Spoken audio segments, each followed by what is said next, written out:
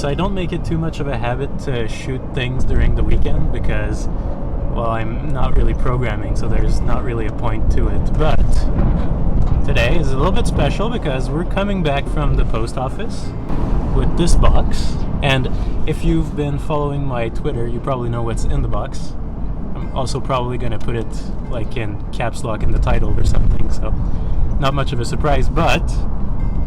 there's a new computer in there, so I'm going to be spending the day setting that up, and I thought it might be kind of interesting for some of you guys out there, so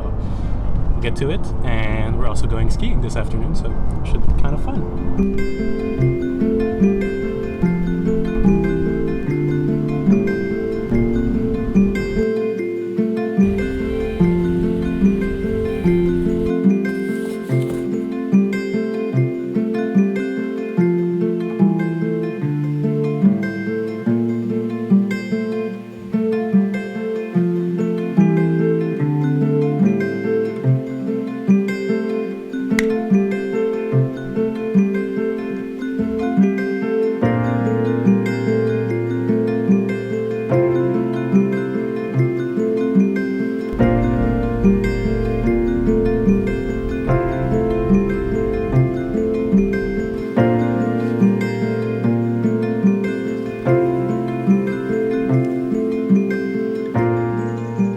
Back from skiing, taking a big break to see if it would transfer all my things, and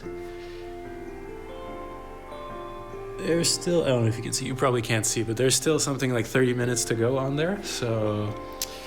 and the sun is setting, so we'll see if I get to set up everything. Worst case scenario, I'll just set up everything tomorrow. We'll see how it goes.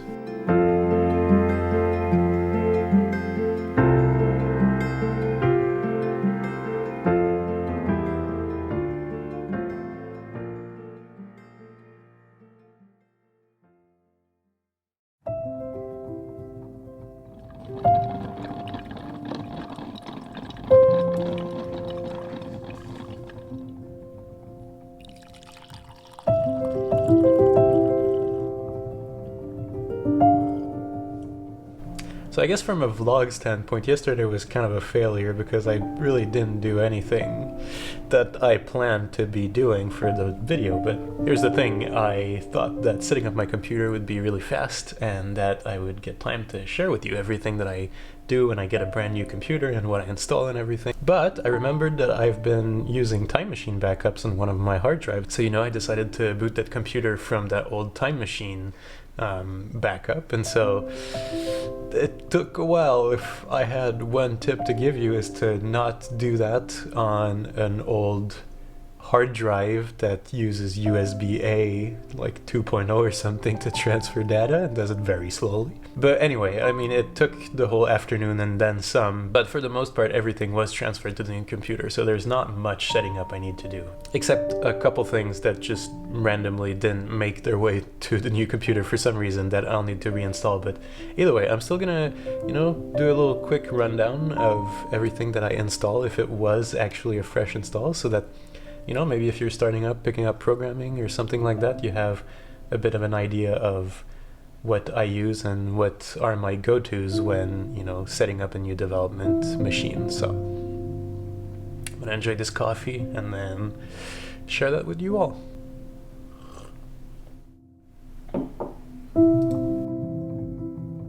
Alright, so number one thing I'll always install is obviously Xcode, and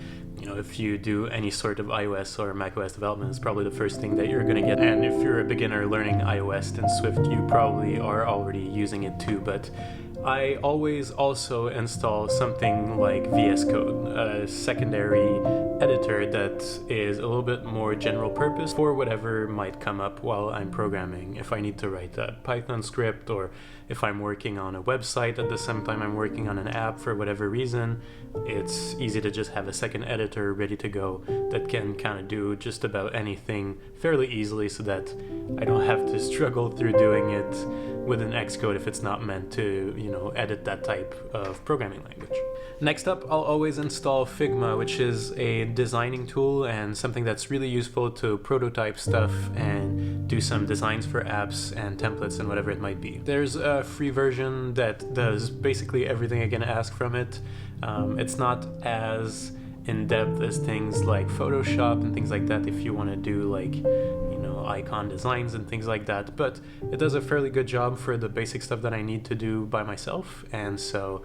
I really recommend it, and it's something I use basically every day while I'm working, whether it's to just get a concept out on a design tool so that I can see how it would look like before I implement it in an app, or if I'm doing something like small icons just so I have a feel for how it would look like in the app after. Next up, I always install Postman on all my development machines. If you're a little bit more new to programming as a whole, you maybe have not heard of tools like Postman. If you're not used to doing API calls and network calls, you probably don't see the utility in it, but what it does is basically just give you a very simple, easy to use graphic interface to do API calls and network calls and see what's returned from them without having to code everything that goes around it within your app. You know, maybe you've followed a couple tutorials like how to do weather apps and things like that as a first starting point with iOS development and how to reach APIs and how to use them. But what tends to happen in those tutorials is everything works on the first try, and so you can implement it directly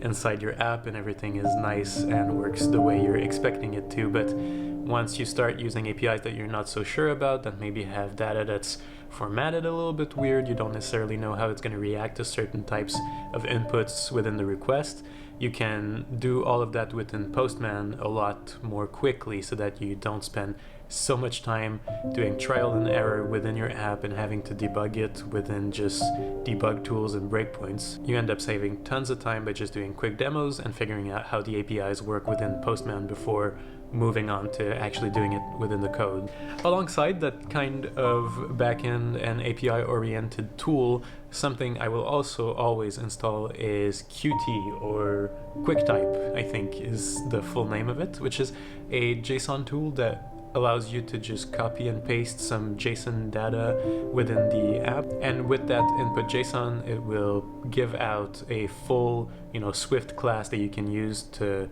match the JSON data that you're receiving. So, you know, if you've done things like what I was saying with the weather app and you've worked and played with APIs, you know that when you call an API with Swift, what will happen is you'll map all the data that you're receiving through a decoder to a Swift object. And that means you need to have exactly the same structure from the JSON data to the Swift object you're doing. You need to have the parameters named the same if you don't want to do any special thing to manage it. And so that can take a lot of time if you do it by hand, obviously. And when you're looking at really big and complex API and JSON data, it can be just impossible to do because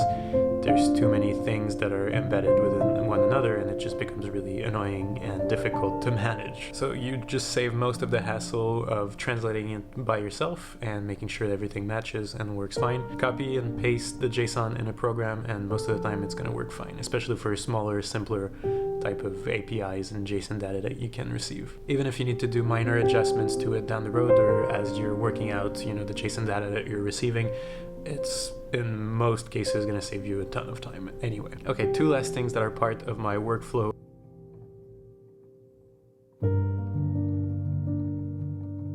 and very central to it. One of them that you might not know about, and that's Colorslurp. If you're not doing any type of design work or anything like that when you're working, you probably don't need something like that, but as someone that's not terribly good at design and that needs to take a lot of inspiration from stuff that I find on the internet and other apps and things like that, Colorslurp is just a really small, simple utility that's found on the App Store that lets you click a pixel on your screen and that will give you the hex value of the color that you clicked on. It's mind-blowing to try to get the feel of your app right when you're using something else as inspiration, and honestly, for something that's free and just a couple bucks to get the pro version, it's something you should look into if you do design work and anything like that. It's a really cool and neat little tool. I don't know how this vlog is gonna turn out. Hopefully there was some informative stuff in there. I'll be back next time with programming vlog. I just, you know, thought it'd be fun to just set up the computer and talk about it with you guys, because it doesn't happen very often and it seems to be something that's kind of interesting for most people. So hopefully that was interesting. I will see you all next time, and until then, take care.